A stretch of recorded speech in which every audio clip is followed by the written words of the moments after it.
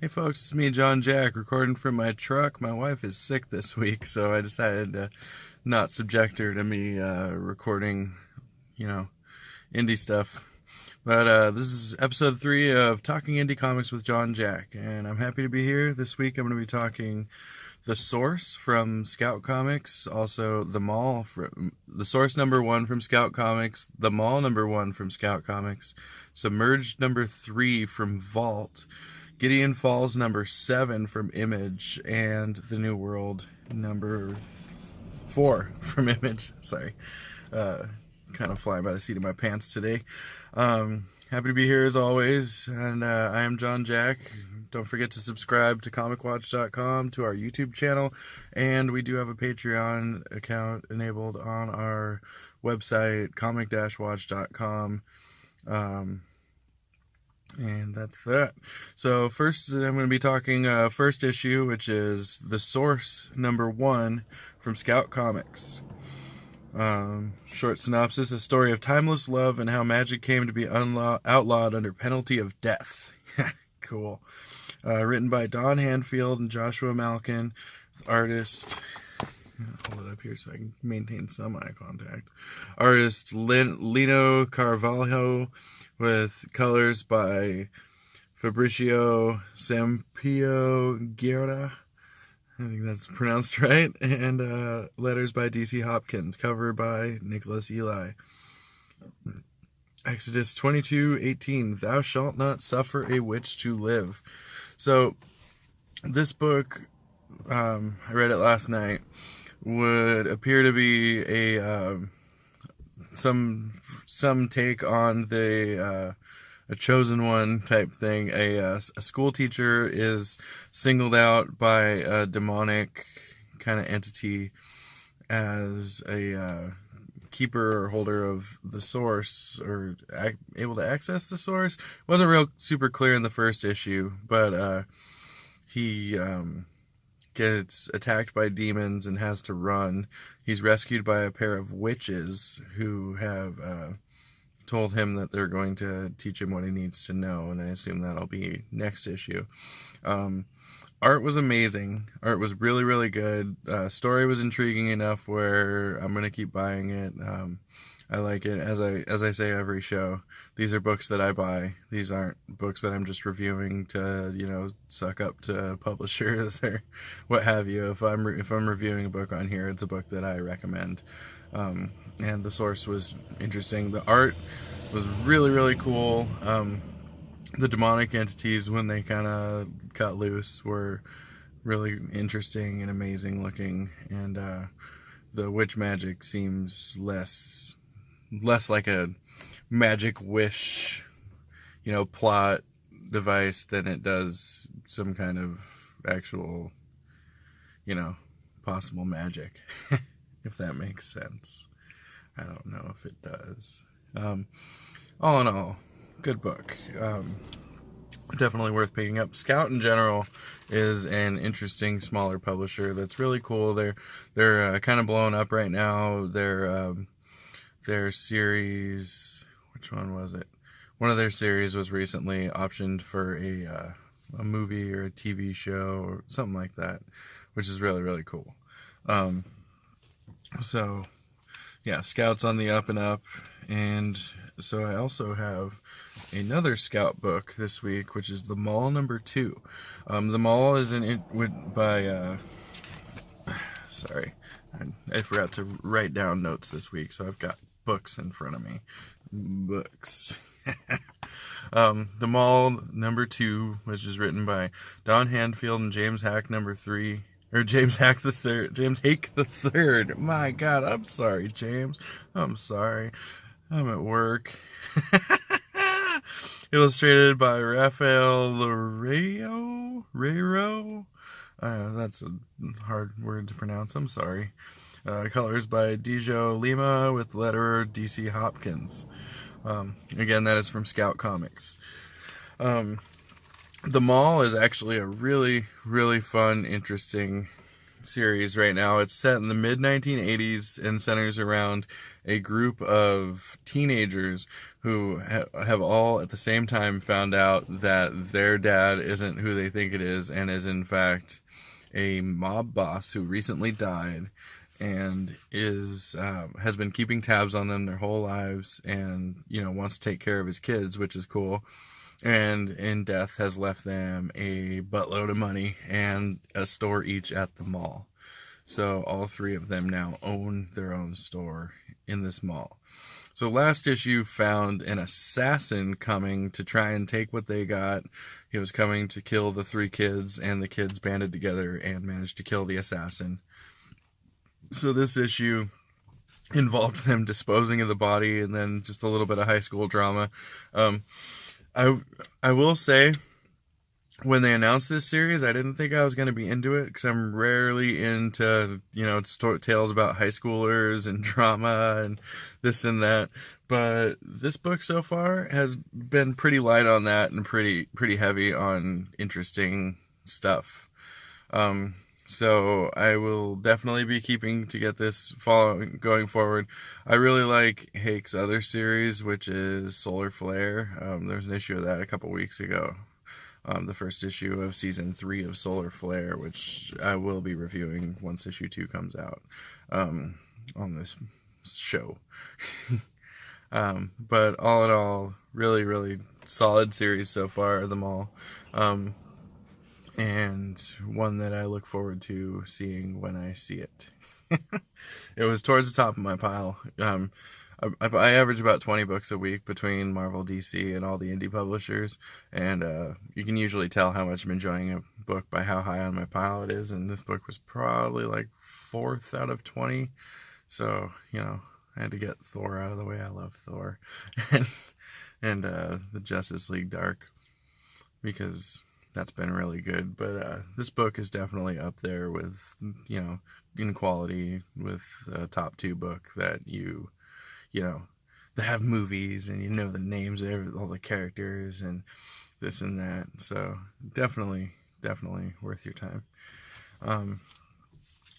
Third book I'm gonna talk about today is The New World from L.A. Scott and Trad Moore.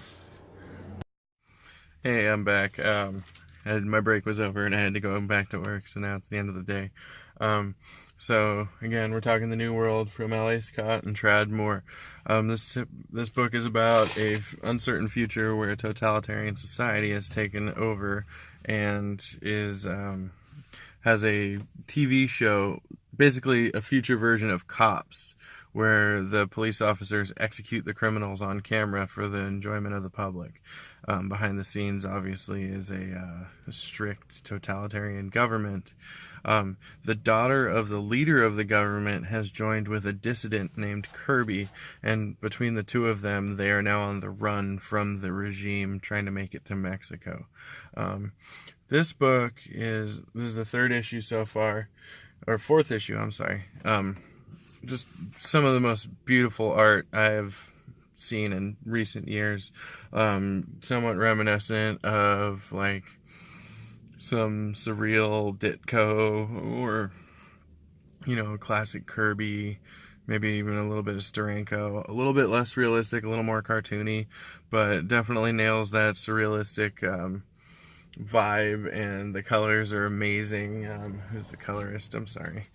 I'm less prepared than I'd like to be. Let's see. Colors are by Heather Moore. I'm sorry. This is produced by Image Comics, by the way. So this is an amazing book, one I look forward to every month. Each issue, I've gotten every issue so far. I was blown away by the first issue. The second issue kept it up. Every issue so far has had just phenomenal art, and the story is really interesting. The main character, I've forgotten her name, and it's not in the entire issue, unfortunately, so I'm shy of Googling it, I'm not sure, has run from her father, and her and Kirby appear to be falling in love, which is very nice. The end of this issue was a really, really beautiful, I'm not going to spoil anything, but just a really beautiful full page spread of Kirby, the main character, and his father on either side of a door. And again, I'm not going to show you, I'm not going to spoil the issue, but it's less colorful than the series has been a lot of the time so far, but nonetheless just moving, beautiful, incredible. It's a good book. Very, very, very good book. I'm glad I'm reading it, and as I said, I look forward to every issue. And if we're probably not far off from a trade, so if you haven't started it yet, it's definitely one that you could put on your trade list. I'm not sure if the Diamond Order code's available yet, but it will be soon, I'm sure. Usually Image does a trade at 6 issues, so 2 months. Trade's probably 3 months away. Definitely worth your time. Next, I'm going to talk about Submerged number 3 from Vault Comics by... Sorry, again, not as prepared as I would like to be. Written by Vita Ayala with art by Lisa Sturl, colors by Stelladia, and letters by Rachel Deering. Sorry. Covers by Jen Bartel. This is from Vault Comics. Vault Comics is a really cool, smaller publisher. They also have Deep Roots, which I talked about in episode 1, which is a series I'm really, really excited about. And Reactor from Donnie, which is written by Donnie Cates, which hasn't had an issue in a while, but Donnie Cates is a busy fellow these days. So I don't know, especially with writing. I don't know if you guys heard, they've announced there's a God Country movie coming that Donnie Cates is writing. So now he's writing a movie on top of carrying Marvel and writing Redneck for Image and just every other book. So I would like to see more Reactor, honestly, more than I'd like to see more Redneck. Not that I hate Redneck, but Reactor is really good. The first 3 issues, I think, are still in print, maybe still in stock from Diamond. If not, the LCS I go to, Arcane Comics and More, does have all 3. And if you want to PM me, I can give you their phone number, and you can call and order them. They're really nice guys. They get a lot of referrals from me. But I digress. Submerged. Issue number 3 was this issue. The issue that I'm talking about is the 3rd. God. If you can make it to this point in the show, I do apologize, as always. So, Submerged is a young woman, goes to, or loses her younger brother in a subway station during a hurricane.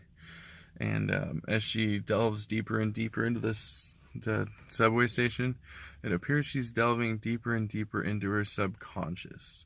Early on in the series, it felt like she may have entered into hell, like some kind of hellscape, but at this point, it seems like it's more personal, which could still be, hell or some kind of evil alternate dimension, but seems more like she's maybe gone into her psyche and maybe trying to get over the fact that, by all appearances, it appears she may have tacitly betrayed her brother on accident and gotten him killed. Without giving away too much about the story, that's all I'll say about the story, which was amazing, and all 3 issues have been great. The art is just really, really incredible. Some truly demonic looking entities appear, and likewise there's a young boy in the subway station that she helps, who may or may not be a figment of her imagination. It's just a great miniseries so far. I highly recommend it, and it's another one where I check 1 week out, which is you can look up what books are coming out next week on 1 week out. And this is a book I'm always really excited to see when it pops up on 1 week out as being next week's books. It's been really good about keeping up a schedule. Vault, I've had issues with Vault before, with delays, which isn't necessarily their fault. There could be creator issues or financial issues or what have you. All in all, though, and that was a ways back. They definitely seem to be more on.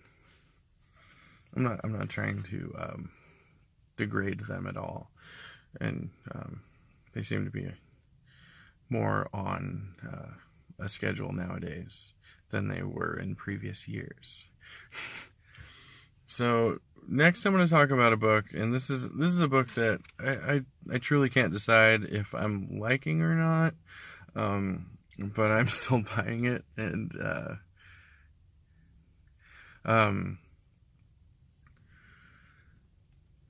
so I wasn't even sure if I wanted to talk about it because I'm trying to keep this a fairly positive show, but Cemetary Beach #2 from Warren Ellis and Jason Howard.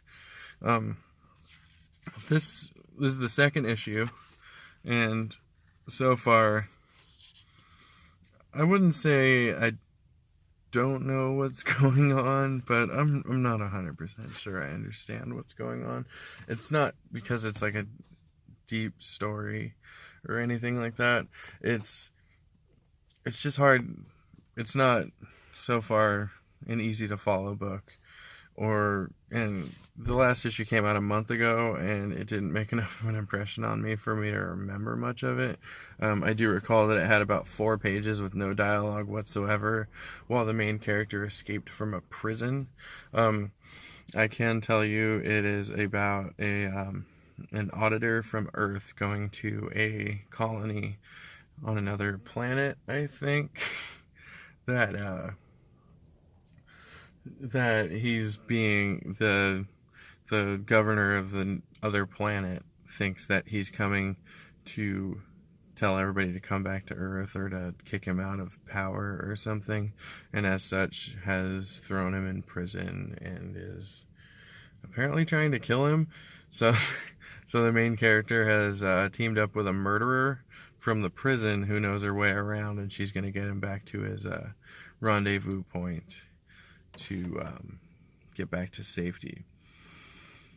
So the art's pretty good, or the art's good. I'm not here to complain about anybody's art. The art's good. I like what I see, and it's pretty good sci-fi, almost steampunk kind of landscape. Fun scenery and stuff like that. But as I said, hard to follow story through,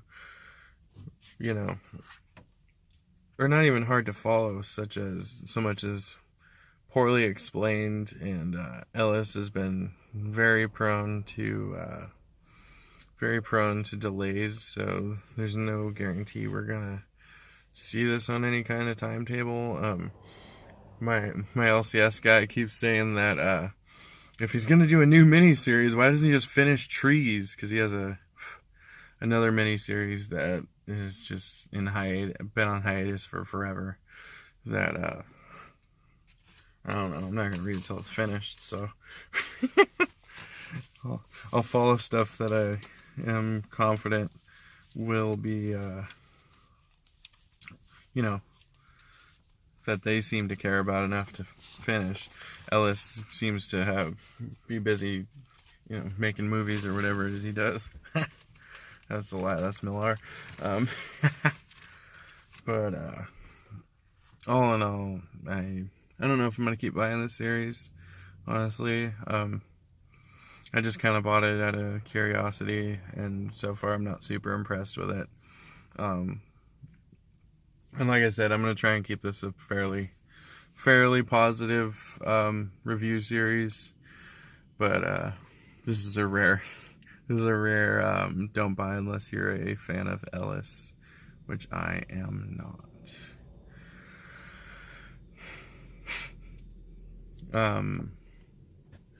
And I think that's where I leave you for now.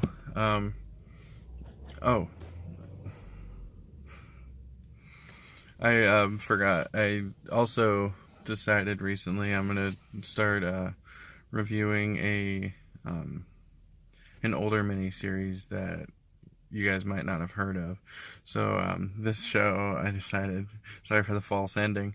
You guys thought you're off the hook, and as always, if you've made it to this point in the show, I do apologize. So for our classic miniseries this week, I picked Six Gun Gorilla, which, if you know me personally, you know I have a weird fascination with gorillas in comic books.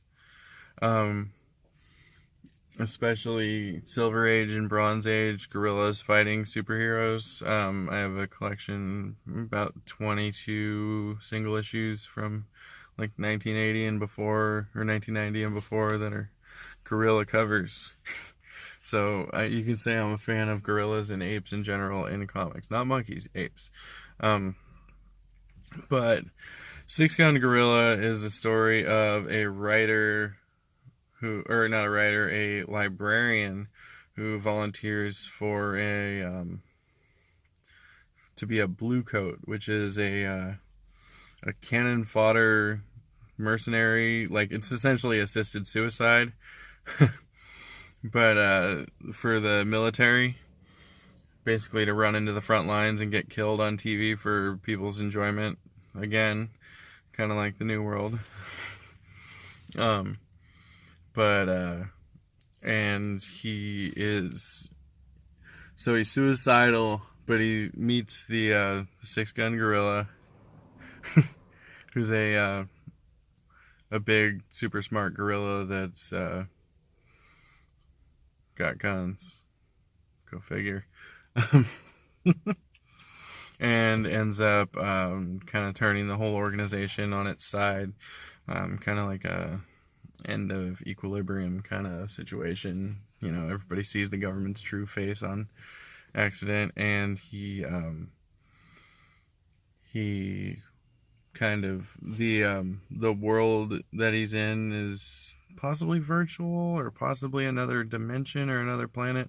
They never really say, but again, it's kind of internal combustion engines don't work there, so it's a kind of a steampunk kind of thing where there's animals pulling people around and stuff like that. Really great series written by Cy Spurrier, who's one of my favorite writers, with art by Jeff Stokely. And definitely something that you want to, track down and find. It's definitely in trades. I know the shop I go to has trades of it, and I have it in singles. But Six Gun Gorilla from Boom Studios. Definitely just incredible. Great. And Spur is always good for kind of a silly yet serious tale of woe. And this is definitely one of those. So if you're liking Labyrinth Coronation or The Dreaming or what have you, definitely worth checking out. It's just amazing. And now this is in fact where I leave you. I'll see you folks next week. We'll talk more indie comics. Thanks for watching, as always. I do appreciate it. Don't forget to subscribe if you like our shows, and we have a Patreon on our website, comic-watch.com, if you feel like donating. Thanks a lot. See you next week.